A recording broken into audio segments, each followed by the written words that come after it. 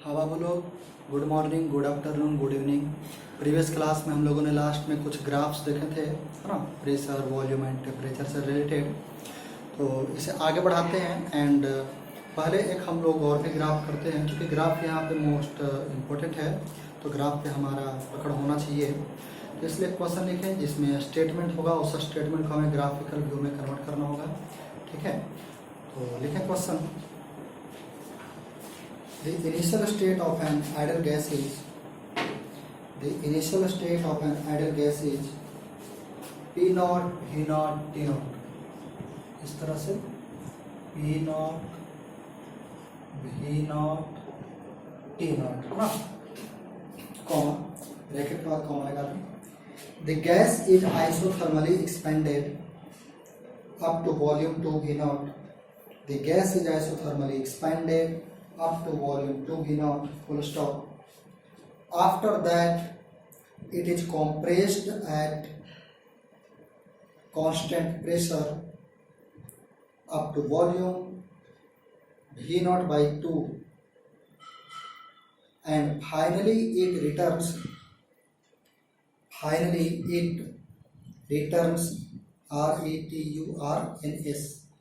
returns to its initial state by a process P proportional to V, full stop.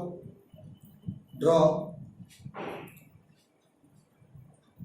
pressure versus volume, volume versus temperature and pressure versus temperature diagram।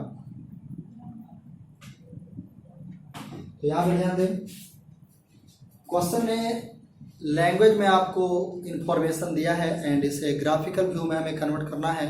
तो सबसे पहले अगर हम लोग pressure versus volume graph की बात करें तो यहाँ पे ध्यान दें,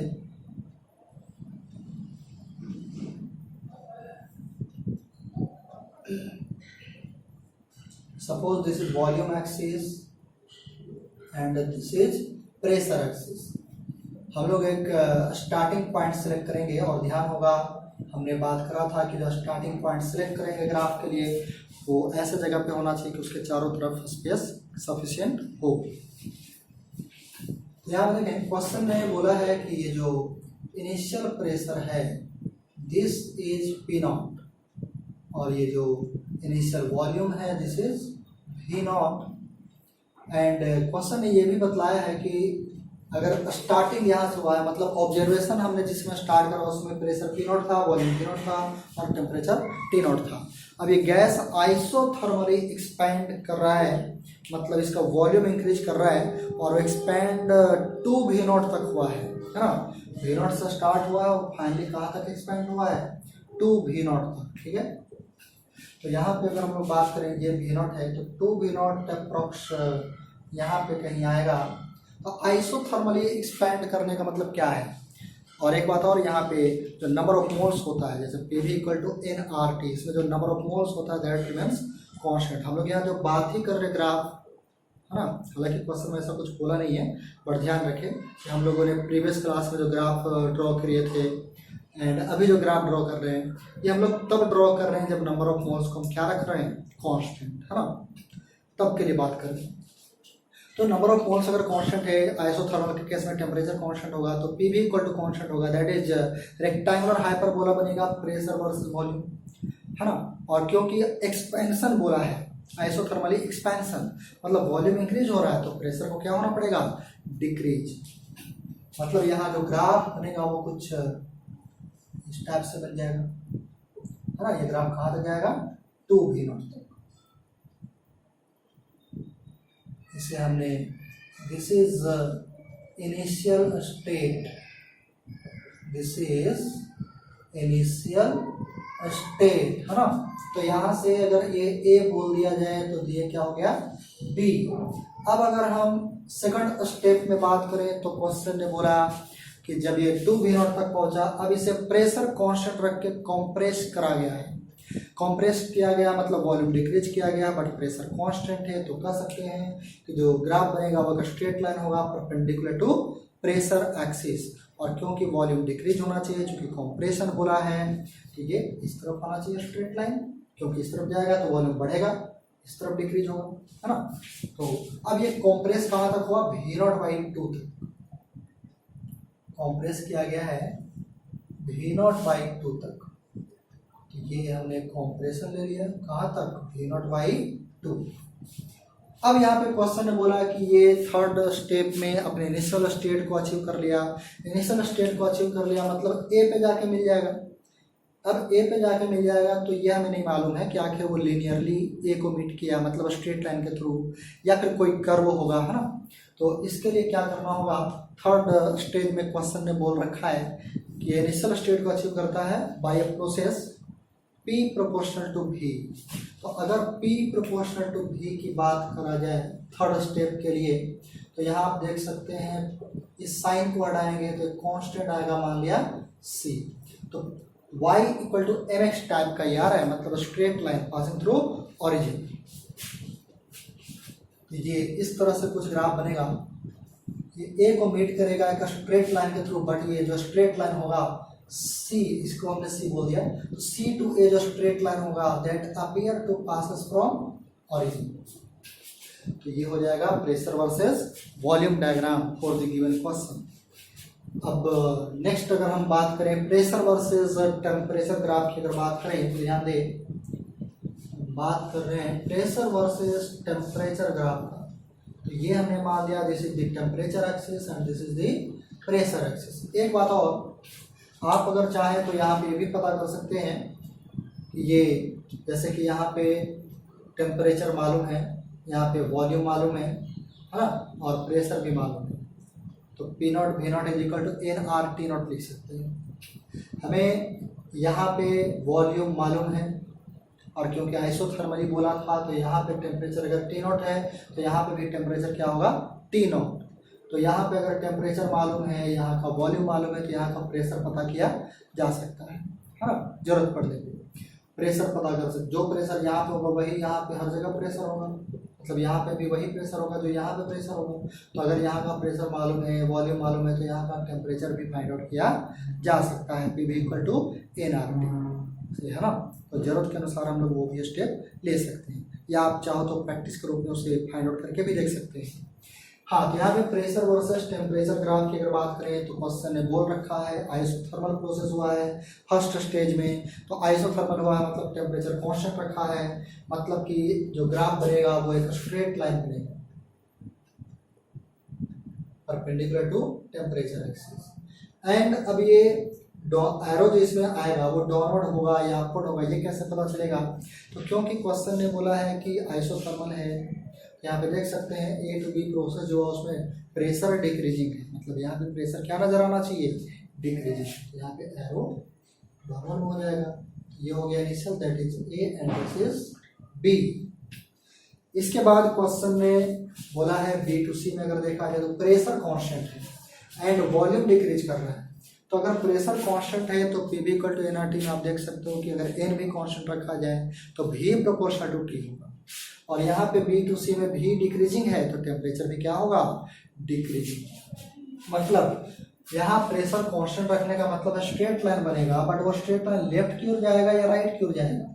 तो क्योंकि B to C में टेम्परेचर डिक्रीज होना चाहिए, तो डिक्रीज होने के लिए हमें लेफ्ट लाना पड़ेगा, है ना, इस तरह से।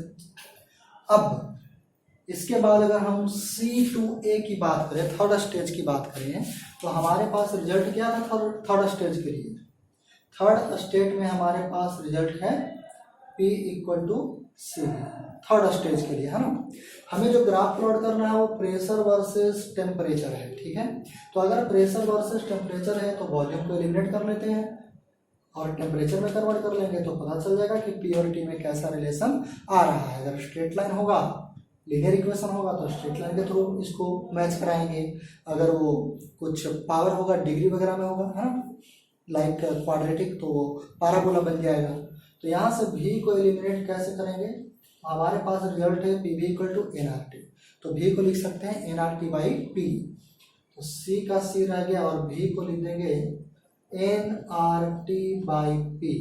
तो यहाँ से आप कह सकते हो P square is equal to N C R into T, है ना। तो यहाँ पे देखें वाई एक्सिस का रोल प्रेशर कर रहा है और ये एक्स एक्सिस का रोल टेम्परेचर कर रहा है। तो अगर इसको वाई और एक्स में हम रिलेट करने की कोशिश करें एंड दिस इज कांस्टेंट, तो यहाँ कर सकते हो कि Y square is equal to K X type का है and this is a parabolic equation, है ना। पैराबोला का ये इक्वेशन है। अब ये जो पैराबोला होगा तो ये किस टाइप का पैराबोला होगा, यहाँ वाई में क्वाड्रेटिक है एंड दिस इक्वेशन देख के कह सकते हो कि जो भी ग्राफ बनेगा वो ऑरिजिन से पास करेगा क्योंकि ऑरिजिन इसे सेटिस्फाई कर रहा है। तो यहाँ से आप चूंकि क्वाड्रेटिक इक्वेशन पढ़ चुके होंगे तो उम्मीद करते हैं कि आपको पैराबोला का थोड़ा सा आइडिया होगा। तो अगर y में जब क्वाड्रेटिक इक्वेशन होता है तो उसमें जो ग्राफ बनेगा वो इस टाइप से बनेगा, है ना, इस टाइप से ये बनेगा। बट अगर हम लोग यहाँ चूंकि y का रोल प्रेशर कर रहे हैं, अगर इस ग्राफ में देखें तो y कोऑर्डिनेट नेगेटिव हो सकता है बट प्रेशर कोऑर्डिनेट, प्रेशर के टर्म में अगर बात करें तो वो नेगेटिव पॉसिबल नहीं है। मतलब अगर प्रेशर के टर्म में बात करें तो ये पोर्शन रिजेक्ट हो जाएगा क्योंकि प्रेशर नेगेटिव पॉसिबल नहीं है यहाँ पे, है ना, जनरली। तो ये यहाँ पे जो वैल्यू जो ग्राफ आ रहा है this is a parabola passing through origin, इस तरह से।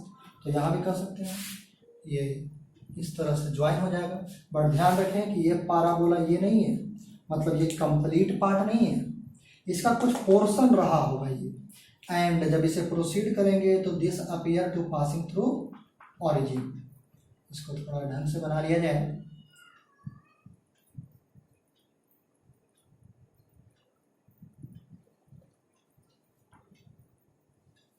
इस तरह से दिस इज पैराबोला,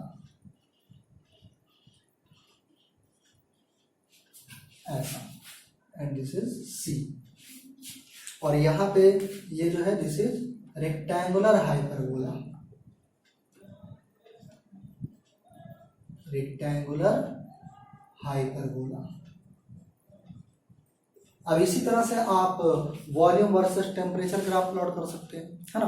तो ये ग्राफ हमने सिर्फ, ये क्वेश्चन हमने सिर्फ इसलिए कराया क्योंकि पैराबोला भी आ जाता है तो जब इस तरह का आने लगता है ना, तो सिंपल तरीका का जनरली स्टूडेंट ड्रॉ कर लेता है। बट पैराबोला वगैरह टाइप का जब आता है तो उसे पहले से पता नहीं होता कि पैराबोला भी हो सकता है, या फिर ग्राफ का जनरली आइडिया बहुतों को कम होता है ना। चूँकि ग्राफ जनरली हम लोग 12th में पढ़ते हैं और ये 11th में हमें यूज करने को आता है, तो इसलिए हमने करा दिया है ना कि इस तरह से भी आप इक्वेशन लाकर देख सकते हो, ठीक है। तो ये हो गया क्वेश्चन ग्राफ से रिलेटेड, इसे नोट कर लेना, ठीक है। तो नेक्स्ट ग्राफ जो है ना वॉल्यूम वर्सेस टेम्परेचर, वो आप खुद प्रैक्टिस कर लेना।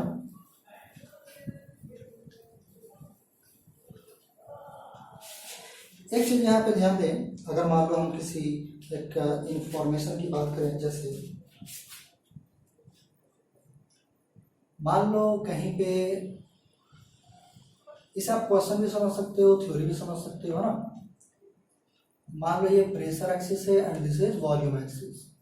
हमने किसी गैस के लिए कोई एक्सपेरिमेंट करा एंड मान लो इनिशियल स्टेट यहाँ पे था, फाइनल स्टेट सपोज यहाँ पे है, एंड सेम गैस पे अलग अलग प्रोसेस हमने करा, अलग अलग प्रोसेस से हमने एक्सपेरिमेंट करा और उसके ऑब्जर्वेशन को हमने ग्राफ में प्लॉट करा। तो अलग अलग ग्राफ आएगा अलग अलग प्रोसेस के लिए, हाँ। दिस इज इनिशियल स्टेट,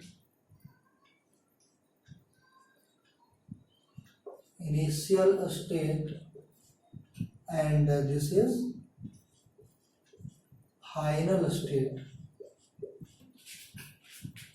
हो सकता है जो हमने प्रोसेस करा होगा उसमें जो ऑब्जर्वेशन हमने लिया उसका ग्राफ कुछ ऐसा है, और स्ट्रेट लाइन आया होगा और वो डायरेक्ट इनिशियल टू फाइनल चला गया। ये हो सकता है इस तरह का प्रोसेस रहा होगा, हाँ, या हो सकता है कुछ ऐसा रहा होगा। मान लो हमने ये टोटल 5 तरह का प्रोसेस हमने शो करा, बट किसी दो पर्टिकुलर इनिशियल और फाइनल स्टेट के बीच बहुत सारे प्रोसेस पॉसिबल हो सकते हैं। बट हमने कोई 5 प्रोसेस सेलेक्ट करा, है ना।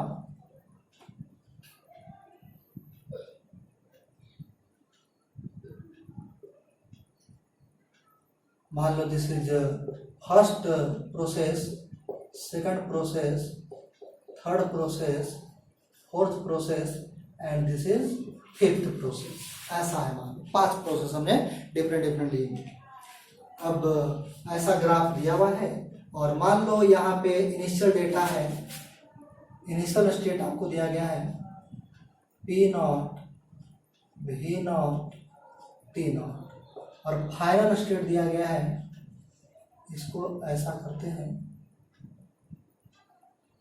P1, V1, T1 और फाइनल को मान लिया P2, V2, T2, ऐसा हमने मान लिया। ठीक है, आपको क्या बोला, फाइंड डेल्टा यू, मतलब change in internal energy for this gas system. Find delta U for each process. Delta U की बात किया जा रहा है, तो यहाँ पे अगर हम बात करें डेल्टा यू 1 की बात करें, तो डेल्टा यू इन जनरल अगर बात करें, इन जनरल, तो पहली बात तो यह है कि हम लोगों ने पढ़ा था u equals to F/2 NRT। तो यहाँ से अगर हम UI लिखना चाहें तो क्या लिख सकते हैं, F/2 NRTI।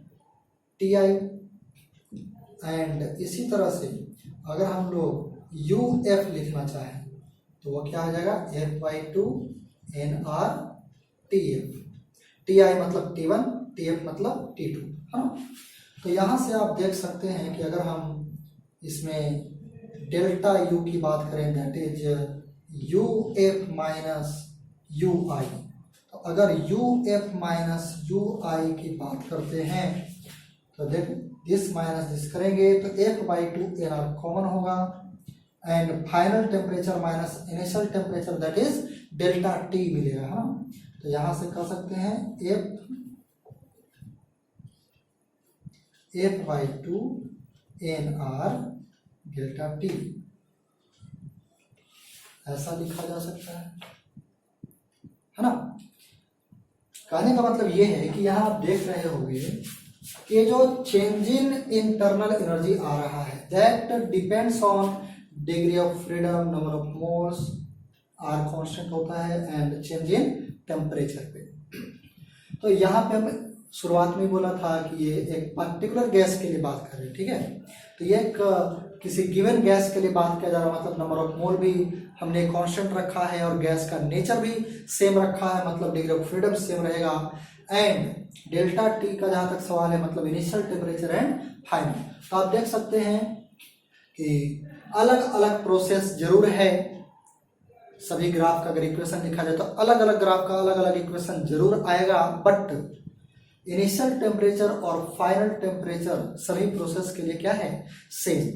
तो यहाँ से delta U depends on F N and delta T, F और एन तो सेम है, डेल्टा टी भी अलग अलग प्रोसेस के लिए क्या है, सेम है। तो यहाँ से कह सकते हैं डेल्टा यू इन पांचों प्रोसेस के लिए क्या होगा, डिफरेंट होगा या फिर सेम होगा। यहाँ से आप देख के बतला सकते हैं रिजल्ट।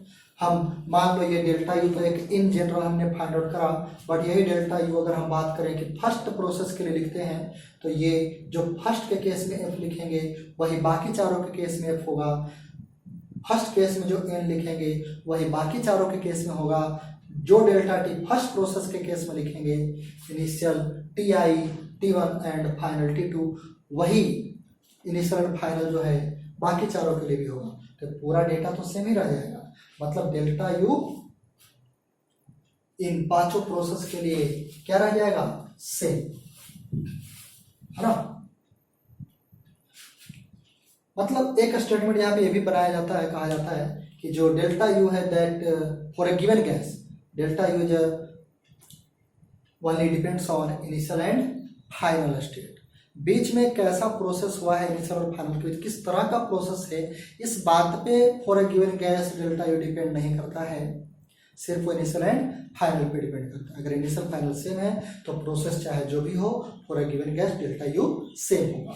तो यहाँ से हम लोग लिख सकते हैं delta U first process, delta you in second process, delta you in third process, delta you in fourth process, delta you in fifth process. ये सब के सब क्या होंगे, सेम होंगे। तो ये एक वेरी वेरी इंपॉर्टेंट रिजल्ट है, इसको ध्यान रखना, आगे हम लोगों को क्वेश्चन में आने वाला है ना। ऐसा कुछ भी नहीं पढ़ने वाले जो हम लोगों को यूज नहीं आएगा, जो हमारे काम का नहीं है। जो हमारे काम का नहीं है हम लोग अभी इस स्टेज में तो पढ़ने वाले नहीं है, वो हम लोग आगे पढ़ेंगे। तो इसलिए जो भी पढ़ोगे वो ध्यान रखना कि वो मोस्ट इम्पोर्टेंट है, कोई भी बेकार की बात नहीं है, ठीक है। तो ये आप नोट कर लें। इसके बाद हम लोग स्टार्ट करेंगे work done by an ideal gas. यहाँ पे ध्यान दें,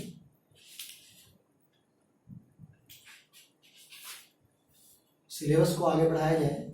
हम लोग अभी पढ़ने जा रहे हैं वर्क डन बाय एन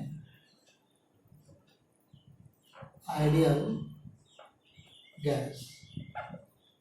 एक बात और, हम लोग यहाँ पे थर्मोडायनेमिक्स में जनरली गैस को सिस्टम मान के चलते हैं, तो यहाँ पे भी कर सकते हैं कि वर्क बाय सिस्टम, ये भी कर सकते हैं, है ना। हाँ, तो work done by an ideal gas देखें, थोड़ा समझने की कोशिश करते हैं कि इसका क्या फॉर्मूला होगा, किस तरह से वो फॉर्मूला मिलेगा, है ना। तो जैसे यहाँ पे ध्यान दें,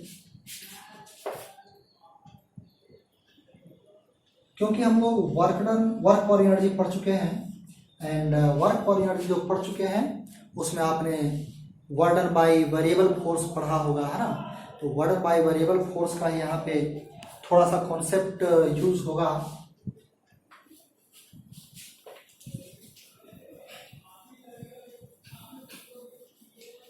हाँ, तो यहाँ पे देखें,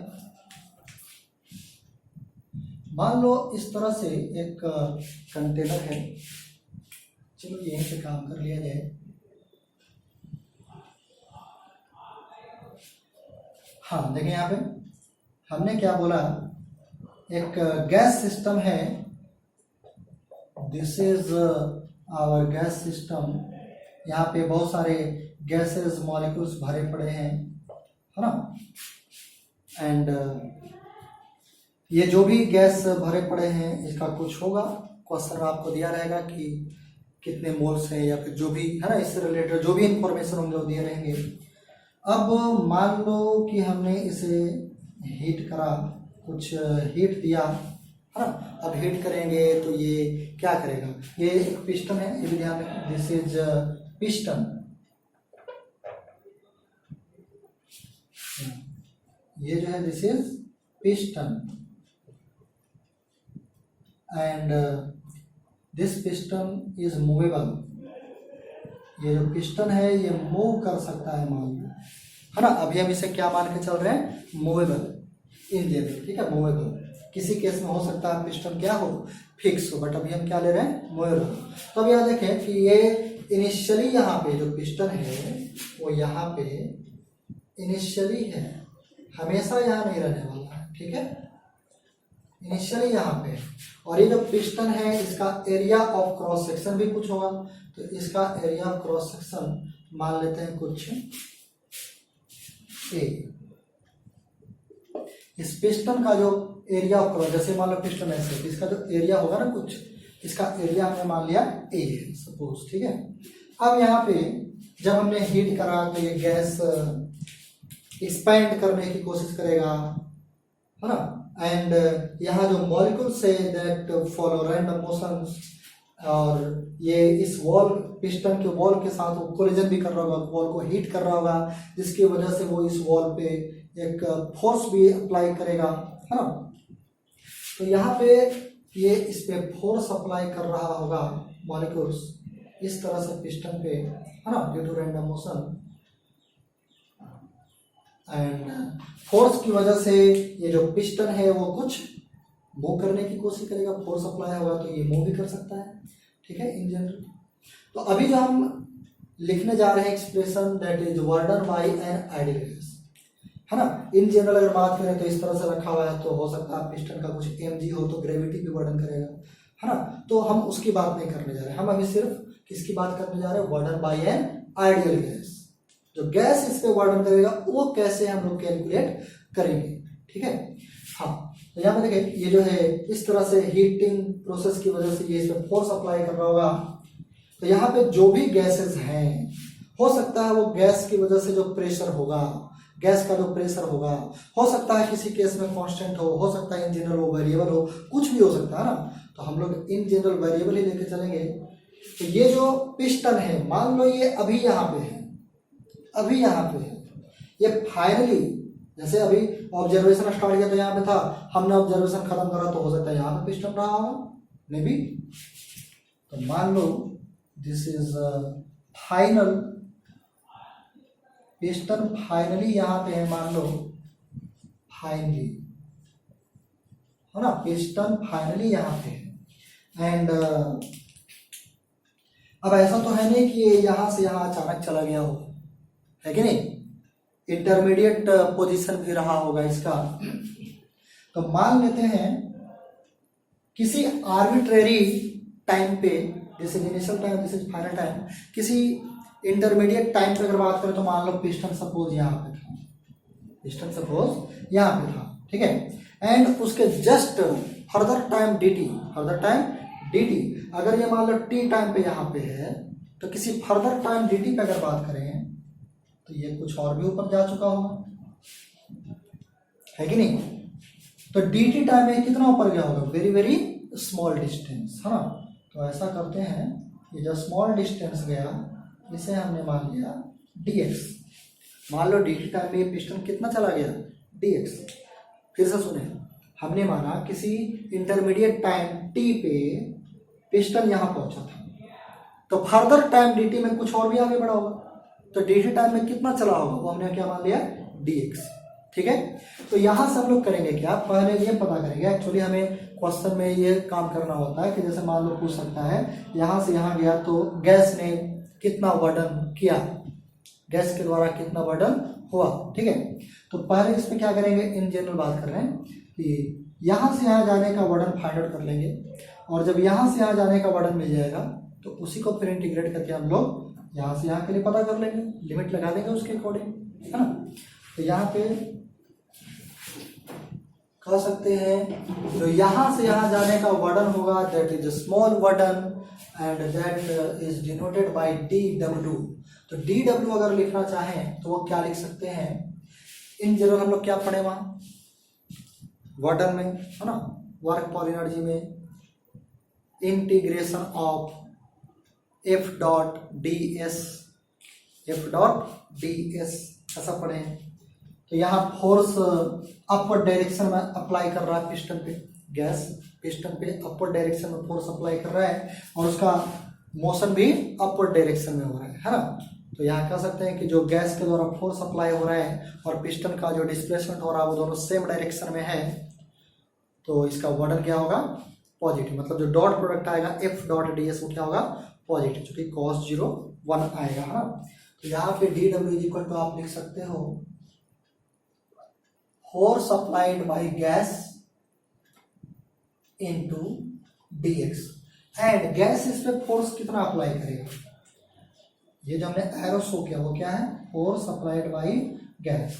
तो ये जो फोर्स अप्लाइड बाय गैस है इसे आप कैलकुलेट कैसे करोगे, pressure by gas into area, तो फोर्स मिल जाएगा।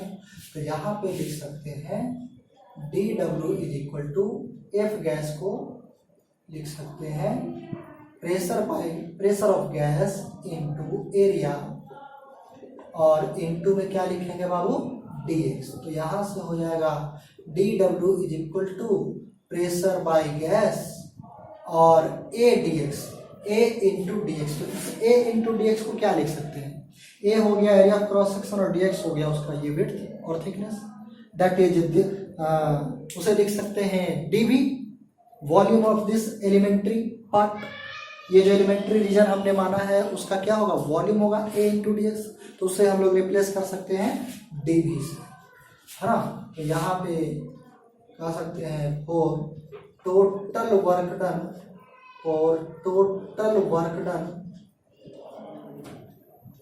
फ्रॉम VI टू VL, मतलब initial volume to final volume.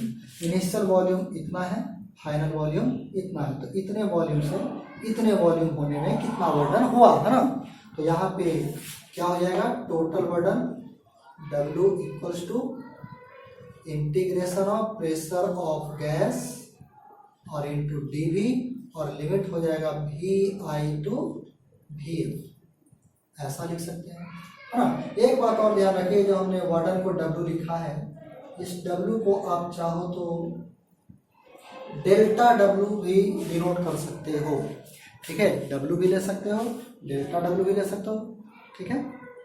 तो यहाँ पे ध्यान ये रखना है कि pressure of gas, sorry वर्डन of gas की अगर बात करें, वर्डन बाय गैस की बात करें तो क्या लिखेंगे, integration of pressure of gas into dV, D के साथ क्या है भी, है ना।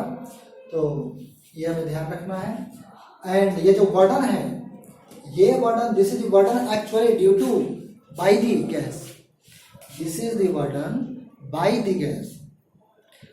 बहुत बार आपको क्वेश्चन में मिलेगा, कभी कभी बोलेगा वर्डन बाय द गैस, कभी पूछेगा work done on the gas, on the system, है ना। तो दोनों में फर्क होता है, ठीक है।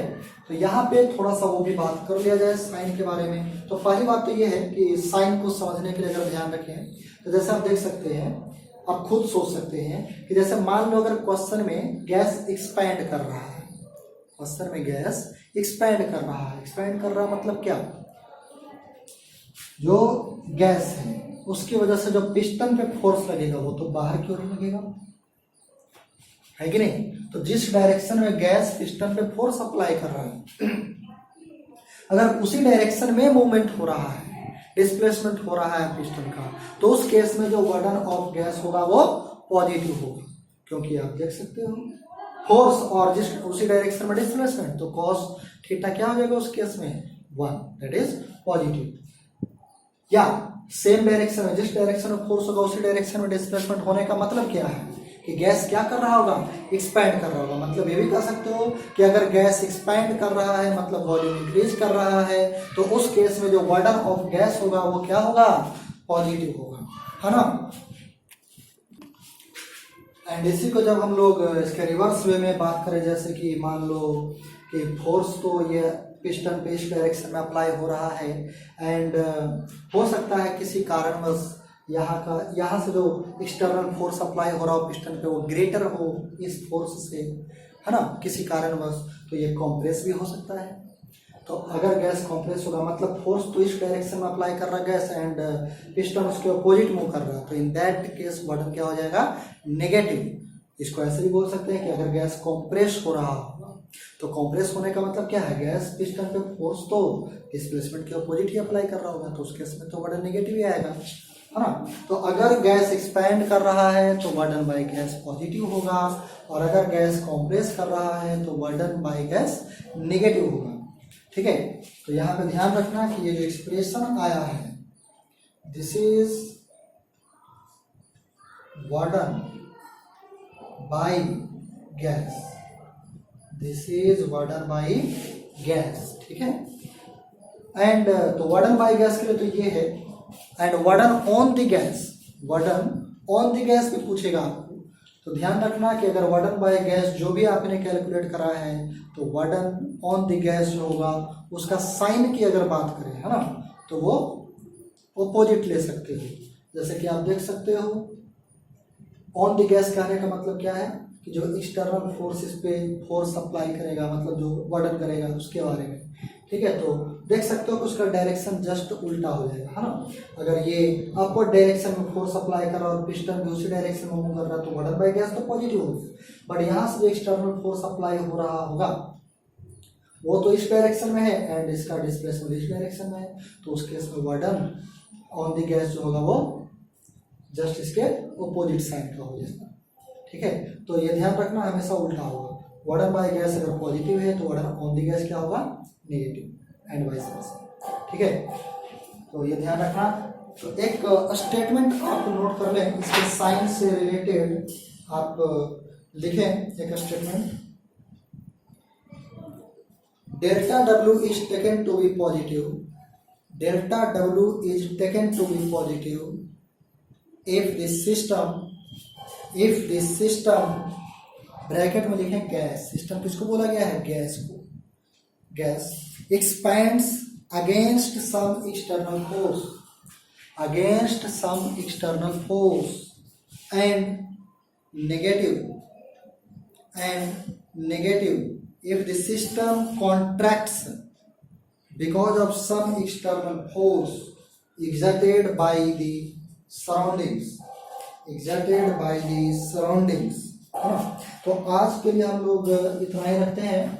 अब चूंकि ये असलियत में जो थर्मोडायनेमिक्स हम लोग को पढ़ना है ना, वो खेल हम लोग को स्टार्ट हो चुका है ना। अब बहुत सारे कॉन्सेप्चुअल बातें होंगी, बट जो भी होंगे वो सिंपल होंगे, क्वेश्चन वो बनेगा ही अगर आपको सारे कॉन्सेप्ट दिमाग में रहेंगे तो ये जो भी आप लोगों ने पढ़ा इसके बारे में और भी हम लोग डिटेल नेक्स्ट क्लास में जाएंगे, है ना। ऐसा नहीं कि इतना ही में ये खत्म हो गया वार्डन बाय गैस, बहुत सारे अलग अलग प्रोसेस के लिए वार्डन पढ़ेंगे, इसके और भी साइन के बारे में पढ़ेंगे, अलग अलग प्रोसेस में वार्डन पढ़ेंगे तो और भी क्लैरिटी आएगा, है ना। तो ये तो सिर्फ हमने आज डेरिवेशन करा कि आखिर ये फॉर्मूला होता है और ये क्यों होता है, तो ये इस तरह से आता है ना। बाकी जो इसमें कॉन्सेप्चुअल क्लैरिटी है वो आपको नेक्स्ट क्लास में ही मिलने वाला है। ग्राफिकल व्यू भी हम लोग पढ़ेंगे, ठीक है। तो मोस्ट इंपॉर्टेंट होने वाला है नेक्स्ट क्लास, आगे का सारा क्लास, ठीक है। तो आज के लिए इतना ही, थैंक यू।